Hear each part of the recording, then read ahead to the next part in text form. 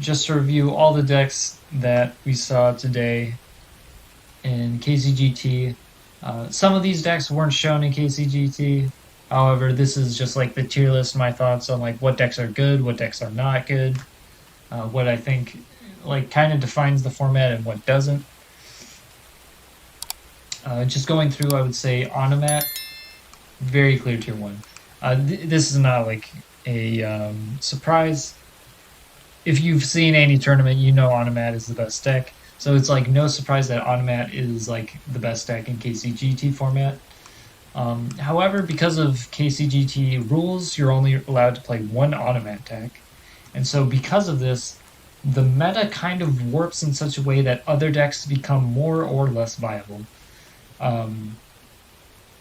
And another reason that decks become more or less viable is because of the shared card rule. Now, the shared card rule is that you can only have there's a 3 of limit across all 3 of your decks for any card.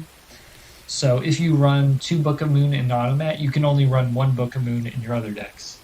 However, Onomat is best played with 3 Book of Moon, so as you would imagine, all of the other decks are very much just not going to be played with Book of Moon.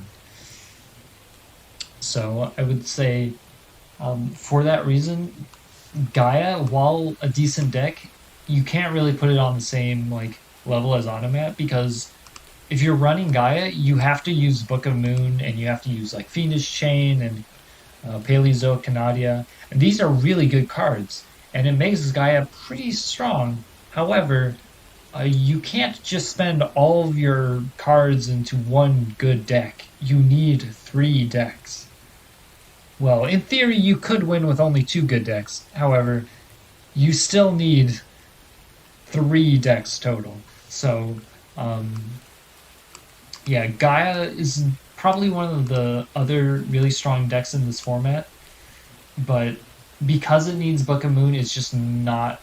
Because it needs Book of Moon, Fiendish Chain, Paleozoic Canadia, you can't really put it on the same level as Onomat. Harpy is in a similar category, where if it has Book of Moon, it is probably like, you know, up on that level of like a good deck. However, just because Harpy wants to also have Book of Moon, like in its optimal build, running Harpy without Book of Moon is suboptimal. Granted, you can still do it, and that's why many people did opt to use Harpy Ladies in KCGT. You saw many people running like 30 card Harpies or 29 card Harpies, like high card counts, with a lot of discard traps. And I could say that that build of Harpy, it's still like tier 2, but it's further down the rankings, because that build, Book of Moon is really important, and if you're running more discard traps are both slower, and if you don't see cards like Harpy Harpist or Hysteric Sign, then you are losing a lot of cards whenever you use a discard trap. Another issue is if Onomat, for instance, has Forbidden Lance, you spend 2 cards and then they chain Forbidden Lance, then you have to spend another 2 cards to remove 1 card. So for that reason, Harpy with Book of Moon it's up here. Without Book of Moon, it's down here. And then lastly, in like this upper level, we have Lunalight. So I think Lunalight is really strong in KCGT format for 2 reasons. It can do pretty well against Onomat, because Onomat typically has fewer outs to Saber Dancer. But also, it doesn't use any of the other cards, really. It does want all 3 copies of Fire Formation Tenki, so some other decks might want to use that, most namely Fire King. But other than that, you're just using a bunch of Lunalight cards, like all the Lunalight cards you can, all the monsters, triple fusion, maybe some hand traps. So Lunalight has a lot of strengths in the format, in my opinion, and that's kind of like why it's here. it has good matchups against like Gaia because Gaia struggles to really out a Saber Dancer. They can't swing over its attack, and they can't swing over its defense either because Saber Dancer has 2600 defense. Um, because often Gaia can use um, I think charging Gaia. I forget the other one's name, but there's the Gaia that pops a card and then the one that like searches Spiral Spear Strike. The one that searches Spiral Spear Strike, that one can change battle positions, but it doesn't matter because um, ultimately it's just very difficult for Gaia to out a Saber Dancer. It needs like a combination of uh, the aforementioned swap to defense guy and like a Forbidden Chalice. So you just need too many cards to really like consistently fight against Lunalight.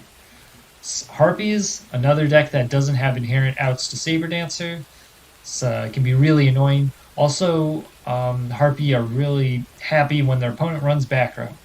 Lunalight, none of that. So just you know, pretty good matchups against like the top decks. Lunalight does have some strange weaknesses. It's weak to a lot of like rogue and like weaker decks.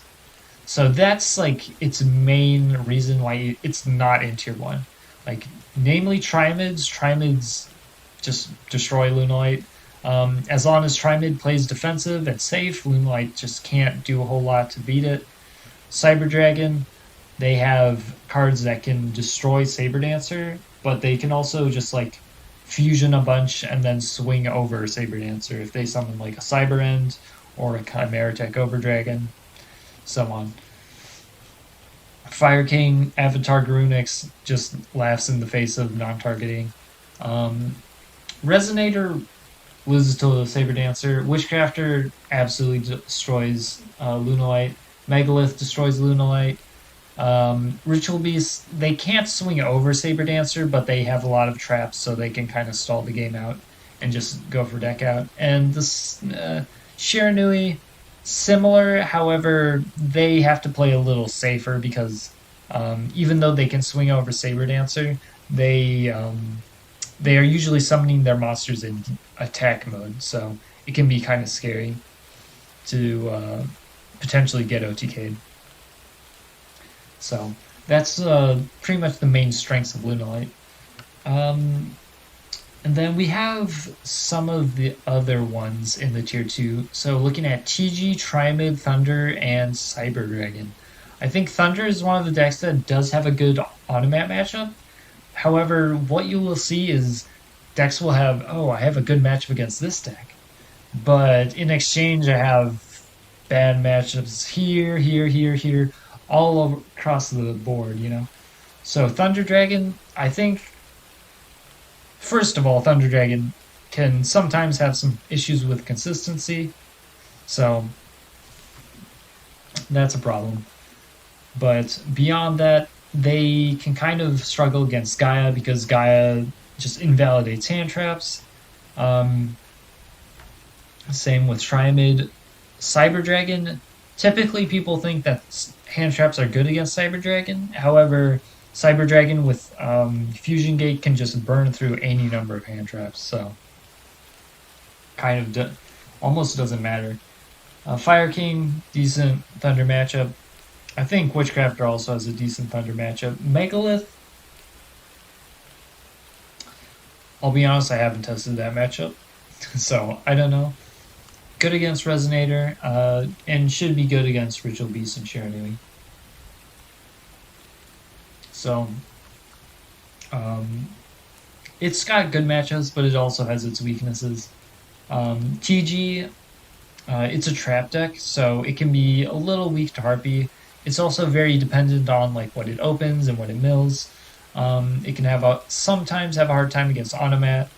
I'm not going to go over every matchup in all of these, but notably, TG Halberd Cannon just negates a summon, which is pretty impactful. Also, it's 4,000 attack.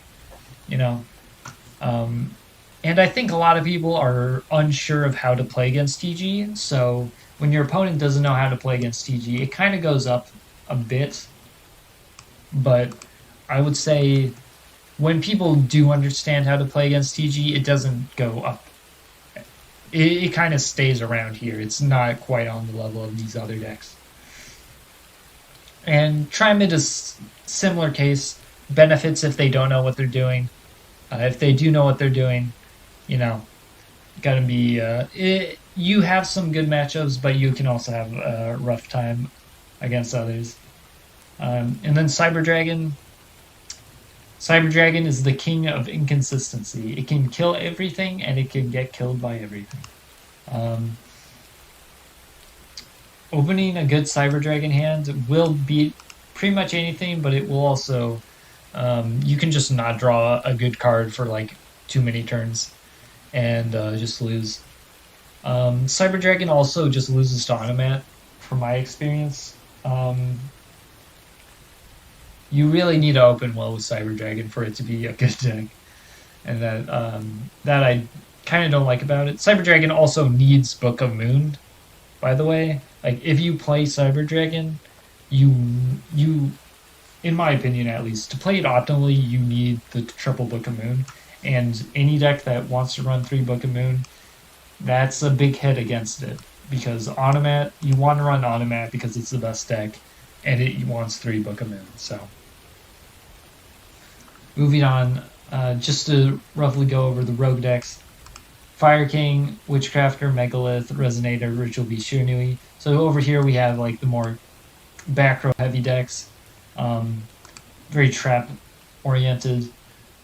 You know what traps do. I'm not going to explain what's going on. They can be good against Onomat, but they can kind of lose to Harpies, lose to, so on and so forth.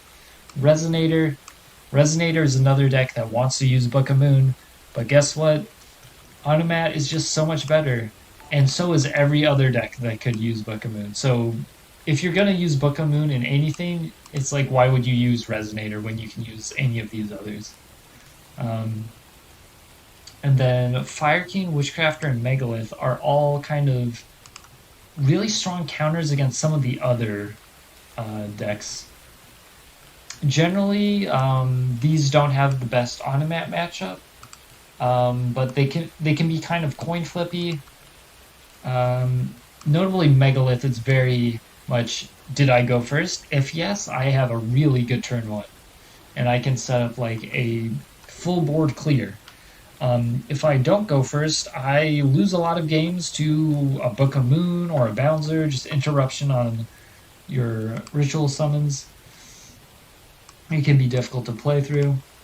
Fire King, very strong once you get Runic looping. However, if you don't get Runic looping, kind of falls apart.